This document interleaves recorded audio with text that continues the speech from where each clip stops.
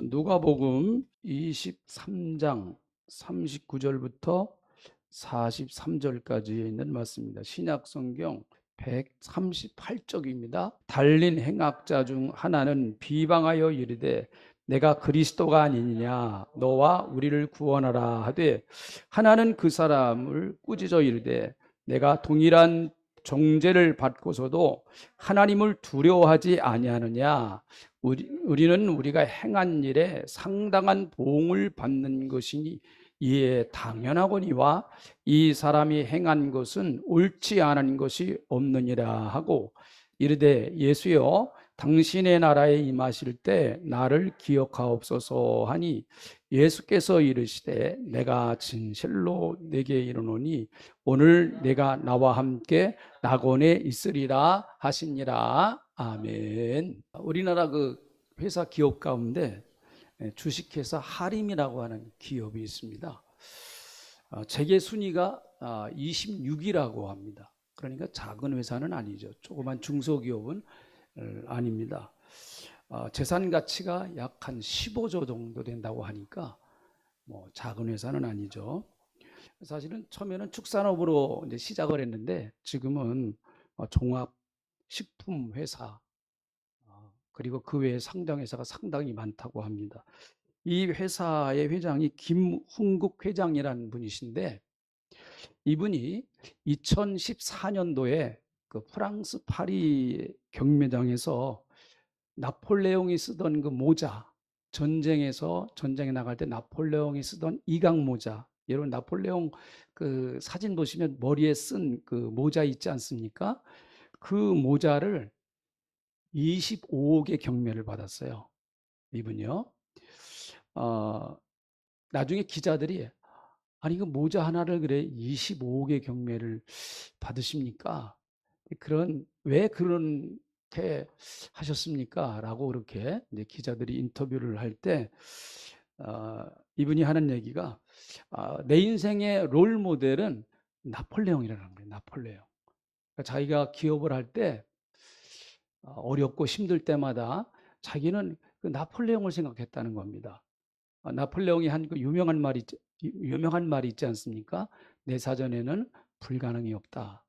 그러는 어떤 도전 정신, 그리고 그 불굴의 정신, 자기는 그걸 배우고 싶었고, 그리고 기업을 할 때에 그런 마음을 가지고 자기는 어려움을 극복해냈다. 그래서 이 나폴레옹의 그런 도전 정신을 특별히 그 젊은 사람들, 청년들에게, 자기가 흙수저라고 생각하는 그 인생의 좌절과 절망이 있는 젊은 사람들에게 좀 도전을 주기 위해서 자기가 이렇게 막대한 돈을 들여서 샀다, 그렇게 얘기를 했습니다. 그래서 나중에 이분이 나폴레옹에 대한 그 나폴레옹 그 외에 그분이 했던 그것들을 수집을 해가지고 저 판교에 있는 한 백화점 갤러리를 빌려가지고 전시를 했어요. 상당히 오랫동안 전시를 했습니다. 저 같으면 25억 가지고 그 모자 절대 안 삽니다. 저 같으면요.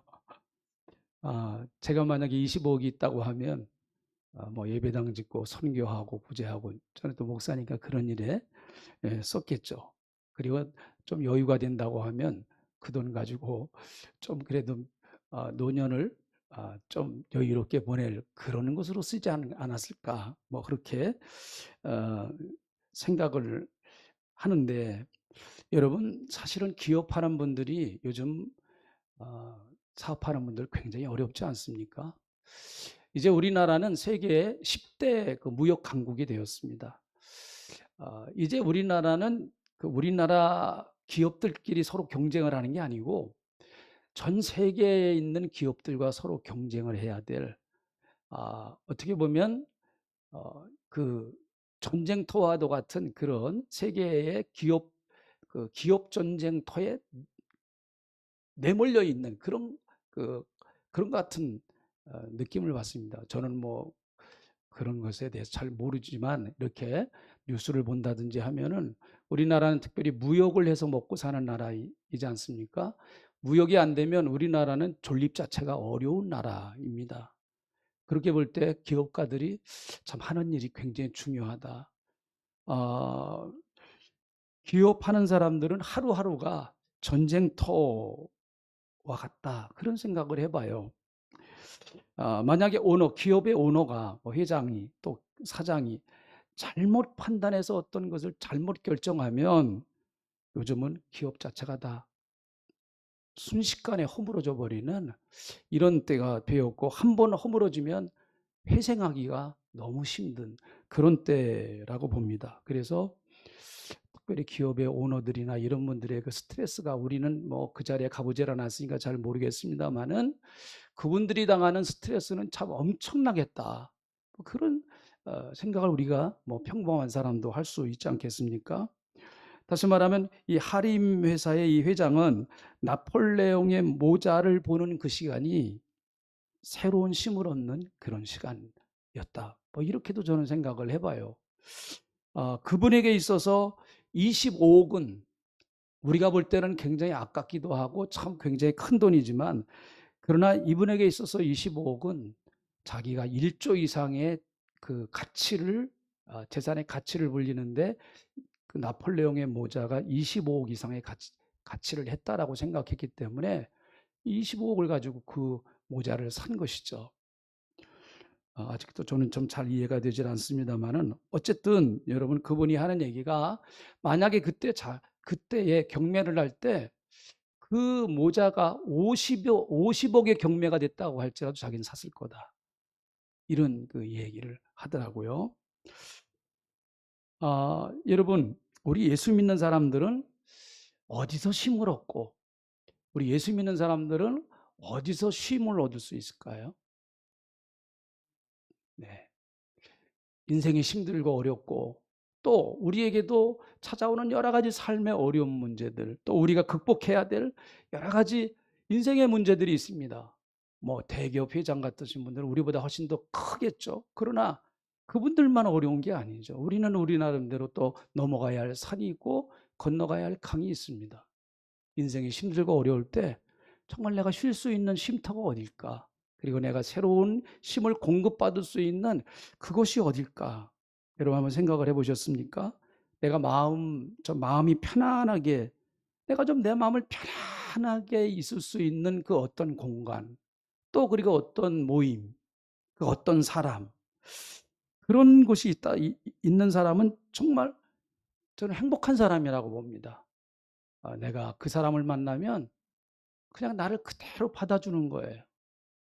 내 어떤 외적인 모습, 내 세상적인 어떤 뒤에 배경, 그런 거 전혀 보지 않고 그냥 나의 존재 자체를 소중하게 생각하고 나의 존재 자체를 그대로 받아주는 그런 장소, 그런 모임, 그런 사람이 있다고 하면 얼마나 참 사람은 행복하겠습니까?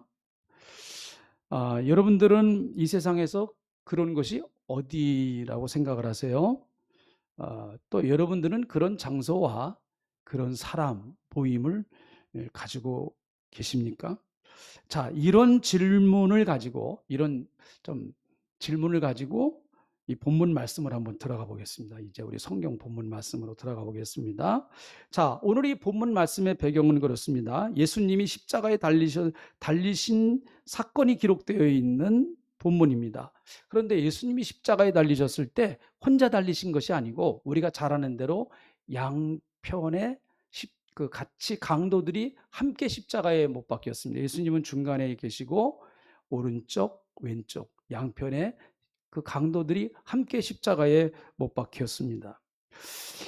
이것은 굉장히 다분히 의도적인 그 연출이라고 봅니다. 예수님의 인격을 모독하기 위해서, 예수 그리스도는, 너희들이 메시아라고 떠들고 있는 저 예수는 바로 같이 못 박혀 있는 저 강도들과 같은 그런 형편없는 사람이다라고 하는 것을 그렇게 외형적으로 보여주기 위한, 어떻게 보면은 그 연출적인 내용, 그런 생각도 들더라고요. 예수님은 저 강도 같은 그런 별 볼 일 없는 그런 수준에 있는 사람이다라는 것이죠. 여러분, 십자가에 처형당하는 사람들 어떤 사람인지 제가 여러분들에게 여러 번 말씀드렸어요. 가장 흉악한 흉악범, 강도, 살인범, 또 국가 반역 주동자들 이런 사람만 십자가에 못 박습니다. 그러니까 아무나 십자가에 못 박는 거 아니에요. 아주 죄질이 정말 악하고 죄질이 나쁜 사람들, 지금 같으면은 인신매매범, 연쇄살인범, 성폭행범, 어린이 상대로 한 범죄자들, 그리고 이거 하나 꼭 들어가고 싶어요. 보이시피싱들. 요 마지막 요 꼭 들어가고 싶어요. 아주 너무 요즘 피해가 보이시피싱 때문에 피해가 심하기 때문에 요런 적어도 이런 사람들 아주 그 죄질이 정말 안 좋은 사람만 십자가에 못 박거든요. 십자가의 죽음이라고 하는 것은 서서히 질식사하는 겁니다. 죽을 때까지 의식이 있는 그 마지막 순간까지 서서히 죽어가면서 그 아픔을 다 느껴가면서 죽는 거예요. 십자가의 죽음은요. 어떻게 보면 여러분 총살형이라든지 또 옛날에 우리나라는 그 목을 잘라서 이렇게 죽이는 이제 그런 처형을 하지 않았습니까? 또 요즘은 우리나라는 뭐 사용을 시키지 않지만은 주로 교수용 목에 걸어서 죽이는 어떻게 보면 그런 것들은 그냥 단순하게 그 짧은 순간에 인간에게 고통을 덜 주면서 죽이는 것이죠. 그러나 십자가의 죽음은 아니에요. 어떻게 해서든지 살아있는 동안에 인간에게 최고의 아픔과 고통을 주면서 죽이는 그런 방법이거든요. 그러니까 여러분 십자가의 고통이라고 하는 것은 육신적으로 보면 참 힘들고 어려운 것이죠. 자, 그런데 오늘 이 본문 말씀을 보면 한편 강도가 어떻게 이야기를 하는가 하면 39절에 있는 말씀을 보세요. 달린 행악자 중 하나는 이제 한편 강도를 말하는 겁니다. 비방하여 이르되 내가 그리스도가 아니냐 너와 우리를 구원하라 그렇게 얘기를 합니다. 당신이 그리스도면은 당신이 그리스도라고 얘기를 하는데 아니 그리스도라고 하는 사람이 어떻게 이렇게 십자가에서 이런 비참한 죽음을 죽을 수 있느냐 말이에요.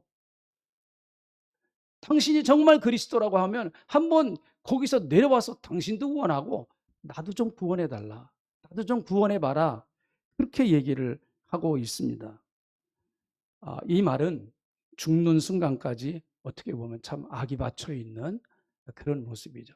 이 사람은 왼편 사람 같아요? 오른편 사람 같아요? 왼편 강도 같아요? 오른편 강도 같아요? 성경에는 없어요. 없습니다.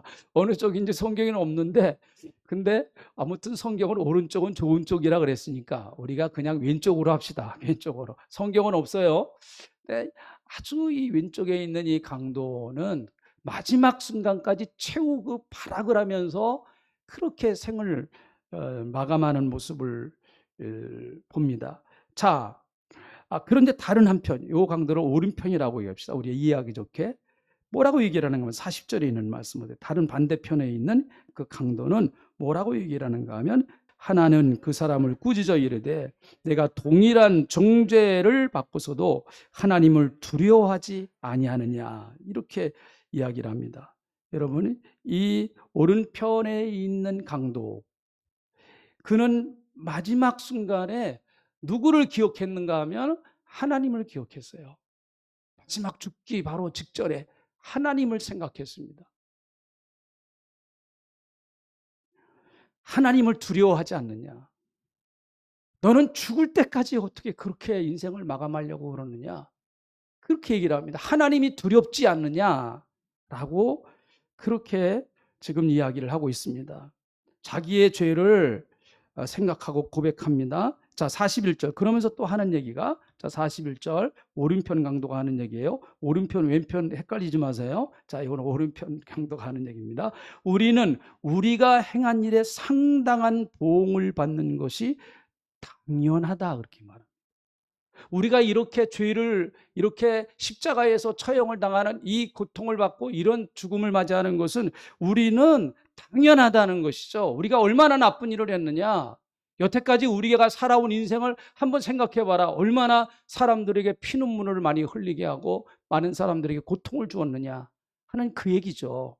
그러니까 적어도 이 사람은 죽는 순간만큼은 그래도 하나님을 생각하면서 자기의 모습이 얼마나 흉악하냐 하는 그것을 생각했던 그런 사람이었습니다. 자기의 죄를 인정하고 하나님 앞에서 자기가 죄인인 것을 고백하고 있는 것이죠. 여러분, 사람은 죽음 앞에 서면 그래도 진실해진다고 합니다. 그래도 죽음이 다가오면 사람은 뭔가, 여러분, 그래도 자기가 살아온 것을 한번 뒤돌아보고 후회하고 또 그런 것이 인간의 보통 마음이라고 봅니다.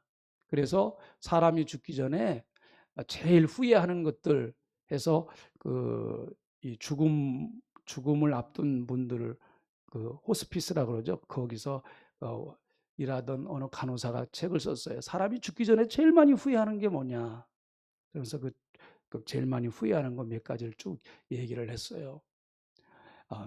다른 사람을 좀 더 사랑하지 못했던 거 정말 이 죽음을 앞두니까 후회가 된다. 내가 그때 그 사람을 더 사랑했어야 되는데 내가 이렇게 죽음을 앞두고 보니까 내가 왜 그때 그 사람을 더 사랑하지 못했을까? 뭐 그런 몇 가지가 있어요. 적어도 여러분, 사람이 죽기 전에는 그래도 인생이 뭐고 그래도 뭔가 좀 자기 앞에 진실된 그런 모습을 보일 텐데, 여러분, 여기 나오는 이 한편 왼편 강도는 죽음 앞에서조차도 하나님 앞에 설 생각을 하지를 않았습니다. 여러분, 죽음 앞에 자기를 보고 적어도 이제는 자기가 하나님 앞에 어떻게 설 것인가 하는 것을 생각을 하면서 살아야 합니다. 하나님을 두려워해야 됩니다. 이것은 예수 믿는 사람도 마찬가지라고 봐요. 우리가 60 넘어가고 70 넘어가고 그러면 적어도 하나님 앞에 설 준비를 하면서 이제는 살아가야 돼요. 오늘 아침에 제가 문자는 우리 카톡방에 올렸는데 박성녀 할아버지가 돌아가셨다고 그렇게 아침에 따님한테 전화가 왔어요. 지금 우리 교회 요양원에 두 분이 계시잖아요. 최순열 집사님. 저는 최순열 집사님이 먼저 돌아가실 줄 알았어요. 근데 어쨌든 이렇게 돌아가셨습니다. 그래서 장례비를 좀 해달라고 해서 이렇게 아침에 따님이 신앙생활 잘하십니다. 따님은요. 전화가 왔어요. 여러분, 적어도 우리가 70이 넘으면, 전 아직 70 안 넘었어요. 70이 넘으면, 네. 80으로 올릴까요? 네. 네. 하나님 앞에 서야, 하나님 앞에 설 수 있다. 언젠가는 내가 어떤 날은 하나님 앞에 설 수 있다라고 하는 그런 것들을 적어도 1년에 몇 차례 정도는 생각하면서 살아가는 게 크리스천 아니겠습니까? 자, 그러면서 41절에 있는 그 말씀 후반절에 보니까 이 사람이 행한 것은 옳지 않은 것이 없느니라 이렇게 말합니다. 다시 말하면 예수님은 의로우신 분이시다라고 하는 고백인 것이죠. 적어도 저분은 우리와 다른 분이다라는 거예요. 당신은 어떻게 죽는 순간까지 저렇게 의로운 분을 모독하고 있느냐라고 하는 거죠. 그분께는 죄가 없다라는 것입니다. 지금 예수님은 죄 없이 십자가를 지시고 있다. 이거 참 놀라운 신앙 고백이에요. 어떻게 보면은요. 하나님이 죽기 전에 바로 주신 특별한 은총이라고도 볼 수 있습니다. 그러면서 그는 더 놀라운 고백을 하는데, 자, 42절에 있는 말씀. 이르되 예수여 당신의 나라에 임하실 때 나를 기억하소서. 네. 참 이 한 고백이 너무나 우리 마음을 감동하고 있습니다. 그럼 그는 지금 죽음을 앞두고 내세에 관한 고백을 하고 있는 겁니다. 죽음을 앞두고요. 예수님, 주여 당신의 나라에 임하실 때 그가 무슨 신학적인 훌륭한 무슨 전문적인 지식이 있었겠습니까? 그러나 그가 그냥 막연하게 믿었던 것, 당신의 나라에 임하실 때, 주님, 당신의 나라가 임하실 때 나를 좀 기억해 주실 수 있겠습니까? 라고 하는, 어떻게 보면 단순한 고백이라고 할 수 있겠죠. 천국과 지옥에 관한 믿음의 고백. 예수를 믿으면, 적어도 이분을 내가 의지하면, 그래도 나는 잘 모르지만, 내세에 대해서 잘 모르지만 내가 저분을 의지하고 저분을 믿으면 저분이 나를 좋은 곳으로 인도하시지 않을까라고 하는 그런 믿음의 고백이었었다고 봅니다. 자, 그것에 대한 고백에 예수님의 답변입니다. 자, 지금 이 사건은 십자가에서 지금 벌어지는 사건이에요. 십자가에서 무슨 교회에서 벌어지는 사건이 아니고 무슨 뭐 어디 사무실에서 벌어진 사건이 아니고 십자가에서 지금 죽음을 막 앞두고 있는 마지막 숨을 거두기 전에 벌어지는 사건이에요. 이 사건이요. 자, 예수님께서 뭐라고 말씀하시는가 하면 43절. 이 말씀도 우리가 반드시 기억해야 될 말씀이에요. 같이 읽어봅니다. 시작. 예수께서 이르시되 내가 진실로 내게 이르노니 오늘 내가 나와 함께 낙원에 있으리라 하십니다. 한번 따라하시죠. 오늘 내가 나와 함께 낙원에 있으리라. 네. 이 말씀 한 말씀은 저와 여러분의 마음을 너무너무 편안하게 해주시는 말씀이에요. 네가 오늘 나와 함께 낙원에 임할 것이다 라고 하는 이 말씀. 여러분, 예수님은 이 행악자의 과거를 묻지 않으셨어요. 그냥 마지막 그 순간 그 모습 그대로를 받아주셨습니다. 다시 말하면 이 행악자의 있는 모습 그대로를 받아주신 거예요. 이런 복음은 그래요. 복음의 역사, 또 주님의 역사는 항상 그렇습니다. 우리를 향해서 말씀하시기를, 예수님은 우리를 향해서 이렇게 얘기하시지 않습니다. 너는 가서 사람 돼서 와라. 여러분도 좀 사람 돼서 오실래요? 어서 사람 만들어줘요. 우리를 어서. 네. 어서 사람 만들어줍니까? 우리를요. 너 그대로는 안 된다. 어떻게 네가 그 모습 가지고 나를 따라오려고 그래? 좀 철들어서 와라. 좀 고쳐서 와라. 예수님 그렇게 말씀하시지 않습니다. 예수님은 그 반대입니다.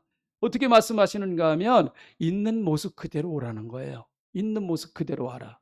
자, 아멘 하시죠? 아멘. 그래서 우리는 복음이 좋은 거예요. 주님은 우리를 여러분 고쳐서 오라고 말씀하시잖아요. 오라는 거예요. 네가 있는 모습 어떤 모습이든 네가 지금 처해 있는 형편이 어떤 모습이든 그대로 그 모습 그대로 오라는 거예요. 내가 받아주겠다라고 하는 말씀입니다. 그래서 이게 복음이에요. 복된 소식. 뉴앙겔로이언 기쁜 이야기예요. 그래서 우리 보고 뭐 고치고 뜯어서 새롭게 만들어서 그렇게 오라고 말씀하시지 않습니다. 네가 어떤 모습이든 그것이 추한 모습이든 연약한 모습이든 어떤 모습이라고 할지라도 그대로 오라는 거예요. 그대로. 누가복음 15장에 보면 탕자의 비유 나오는 걸 아시죠? 성경에서 가장 아름다운 비유라 그렇게 얘기를 합니다. 그 탕자 못된 놈이죠. 아버지 재산을 미리 받아가지고 이스라엘 나라는요 절대로 부모가 죽기 전에 자식에게 그 상속 안 합니다. 부모가 돌아가신 다음에야 상속을 해요. 미리 상속을 안 해요. 여러분도 미리 상속하지 마세요.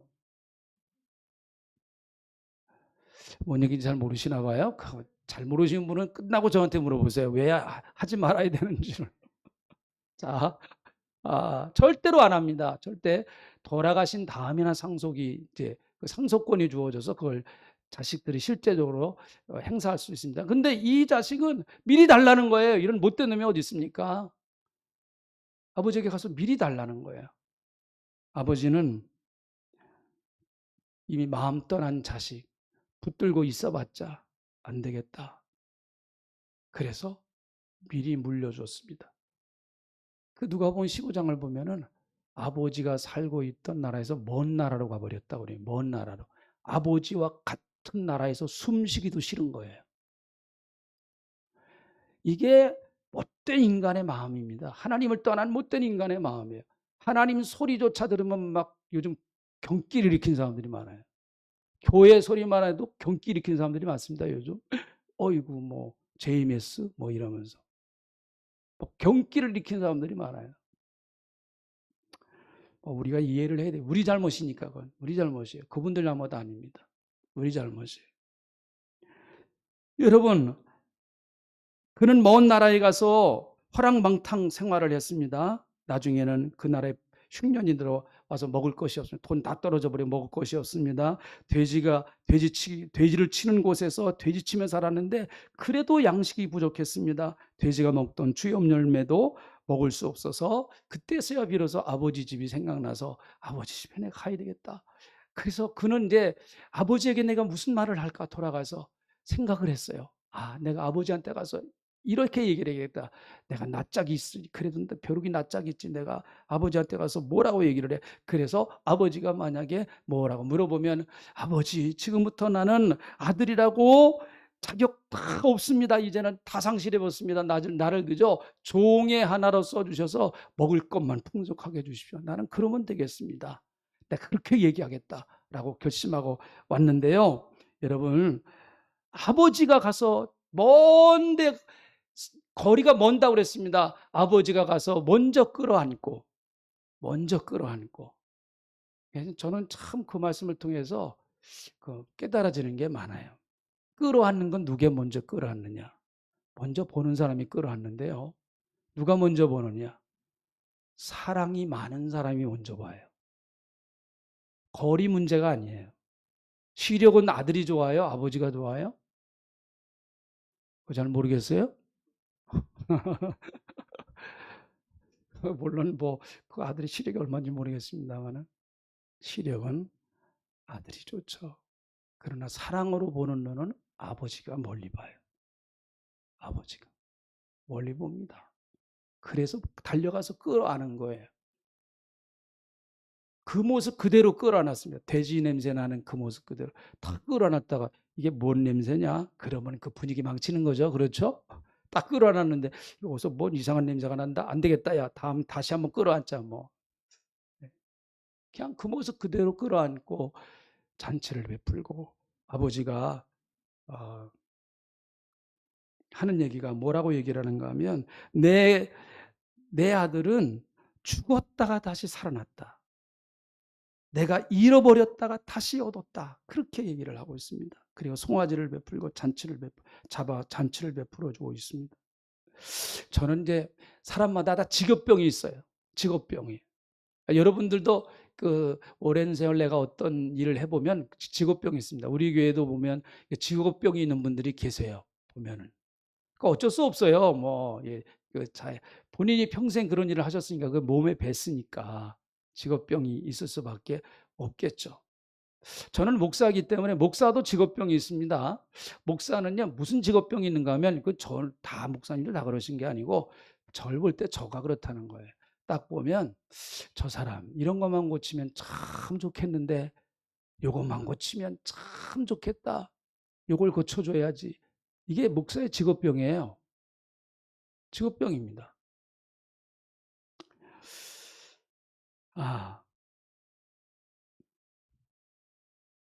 근데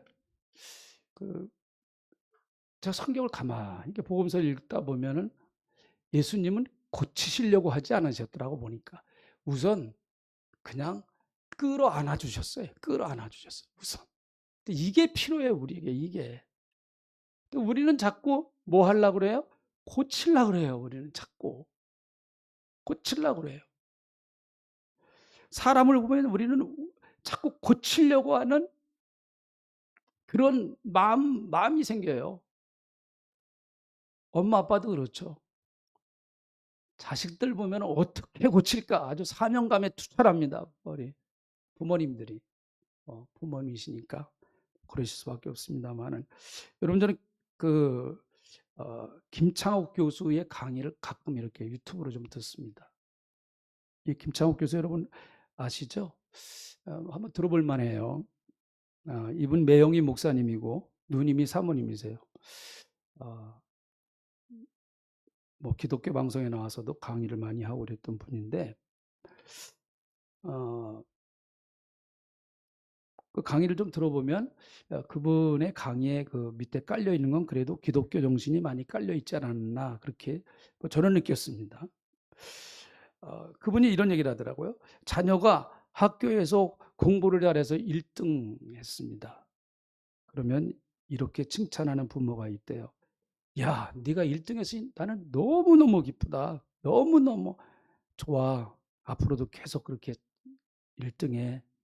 참 잘했다. 이런 칭찬은 자녀의 성과를 칭찬하는 거래요. 자녀의 성과, 과업을 칭찬하는 거래요. 근데 이렇게 칭찬하는 부모가 있답니다. 야, 나는 내 엄마인 게 너무 행복하다. 나는 네 엄마인 게 너무 행복해. 아, 나는 내가 너무너무 자랑스럽다.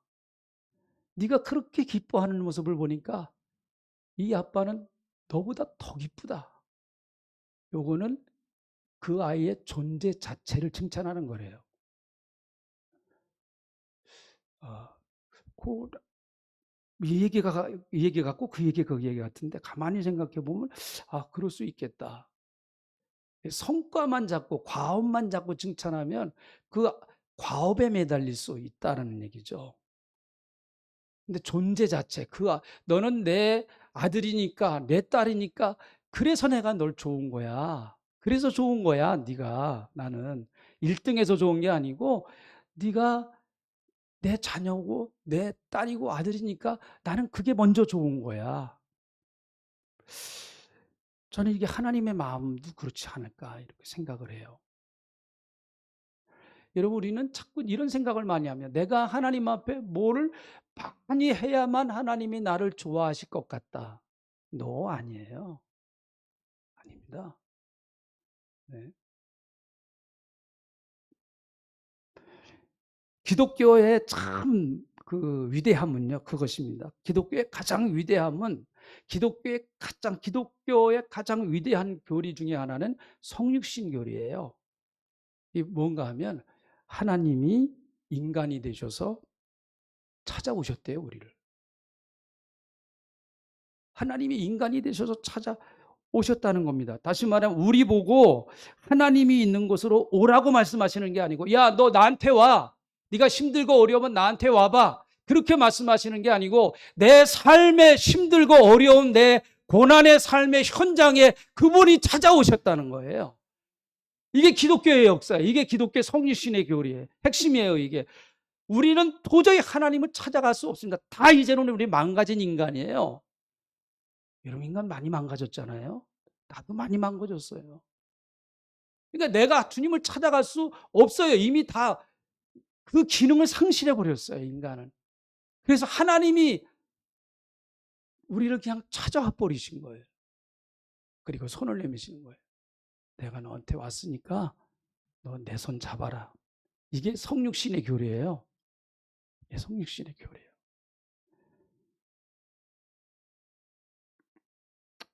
여러분, 그 예수님의 성화, 또 요즘 그 기독교 방송에서도 보니까 예수님의 그 일대기를 이렇게 성화로, 그 영화로 만들어서 이렇게 해주는 게 많이 나오는데, 거기에 예수님을 그 연기하는 배우, 성화도 마찬가지죠. 예수님을 그려놓은 성화 중에서 진짜 못생긴 예수님의 얼굴을 추남으로 그려놓은 성화는 아무 데도 없습니다. 예수님을 연기한 배우가 추남인 배우가 연기하는 거 봤습니까?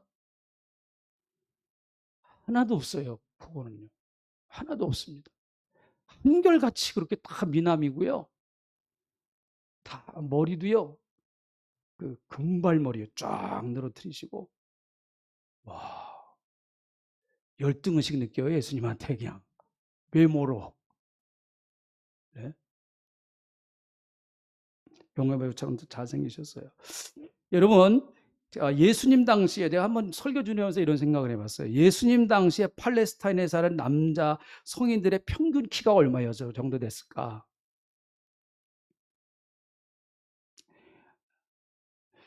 그래서 제가 인터넷 검색을 해봤는데 그건 안 나오더라고요.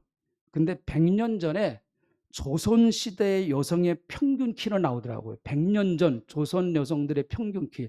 여자분들 잘 들어보세요. 142cm였습니다. 142.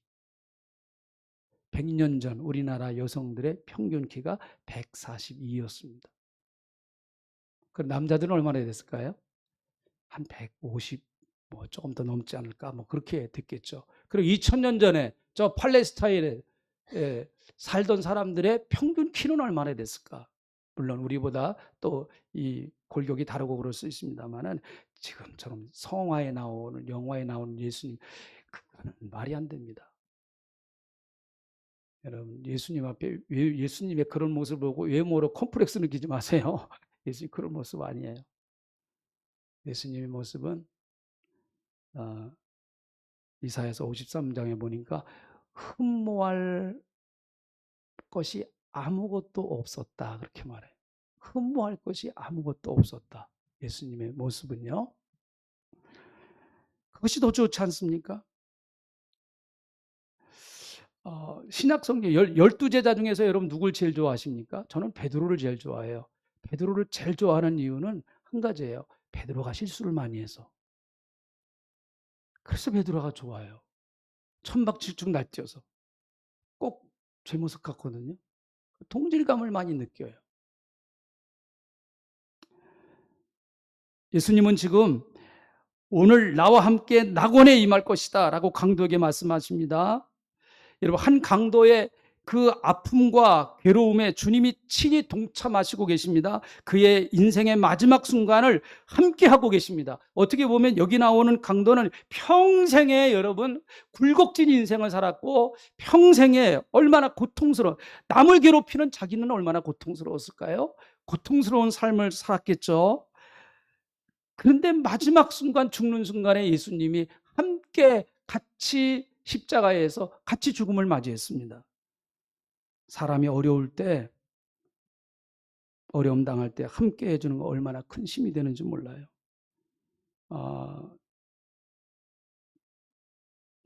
사랑하는 성도 여러분, 여러분들은 어떠십니까? 여러분들이 고난당하고 어려울 때 어떻게 하세요? 제가 여러분 설교 서두에 있는 이야기를 다시 한번 좀 제가 해보죠. 하림의 회장 예수 믿는 사람 아닙니다. 잘 들어보세요. 그분 예수 믿는 사람 아니에요. 그런데 그 예수 믿는 사람 아닌 사람 그 사람조차도 여러분 아니 나폴레옹을 생각하면서 그 어려움을 극복해 나갔다고 그러는데 우리는 어떨까요? 예? 인생이 힘들고 지칠 때 사업에 막 위기가 오고 부도가 날 형편일 때 나폴레옹을 생각하면서 그 불의의 그 투철한 정신을 가지고 자기가 그 어려움을 극복해 나갔다고 그런 얘기를 인터뷰에 했는데 우리 예수 믿는 사람들은 어떨까요? 그러면요. 여러분은 어떠세요? 어려울 때 뭘 붙드시겠습니까? 예수 믿는 사람은 달라야 된다고 봅니다. 우리 예수 믿는 사람들은 어려울 때마다 십자가를 묵상하십시오. 십자가에 달리신 주님을 묵상하십시오. 인생이 어려울 때마다 다시 십자가 밑으로 오시기 바랍니다. 그리고 그분이 주시는 평안함과 위로와 새로운 힘을 얻으시기 바랍니다. 십자가 밑에 오면 예수님은 반드시 이렇게 말씀하십니다. 내가 너를 위해서 십자가 졌다. 너는 나의 가장 소중한 존재야. 나는 너를 결코 포기할 수 없다. 나는 너와 끝까지 같이 할 거야. 여러분 십자가에서 그거 확인하세요. 하나님 고맙습니다. 오늘 한편 강도가 인생 정말 막장의 인생을 살았던 그의 삶이지만 굴곡된 인생을 살았던 그의 인생이지만 마지막 순간에 예수님 그 십자가 붙들고 주님과 함께 네가 나와 함께 낙원에 임할 것이다 라고 말씀하신 그 놀라운 축복을 받은 것을 오늘 이 말씀을 통해서 우리에게 주셔서 감사합니다. 하나님 우리의 인생도 정말 주님의 십자가를 붙들지 아니하고는 하나님 천국 갈 수 없고 그리고 주님의 십자가 붙들지 아니하고는 이 험난한 세상 믿음 지키기가 어렵습니다. 주님 저희들에게 다시 한번 주의 십자가를 바라보며 주의 십자가를 의지하고 어려울 때마다 다시 십자가 밑으로 와서 그곳에서 삶의 쉼을 얻고 새로운 용기와 희망과 소망을 얻을 수 있도록 주님 십자가 바라보고 다시 일어설 수 있는 저희들에게 하나님이 함께 하시며 도와주시기를 원합니다. 고맙습니다. 우리 사랑하는 성도님들 한 분 한 분 아시지요? 주님이 한 분 한 분 때문에 십자가에서 피 흘리셔서 구원하셨기에 하나님은 결코 포기하실 수 없으신 줄 압니다. 내 구원의 여정을 포기하실 수 없고 나를 결코 포기하실 수 없으신 줄 믿습니다. 그래서 감사합니다. 오늘 다시 믿음으로 세워지는 복된 시간이 되게 하여 주시옵소서. 감사합니다. 예수님의 이름으로 기도하옵나이다. 아멘.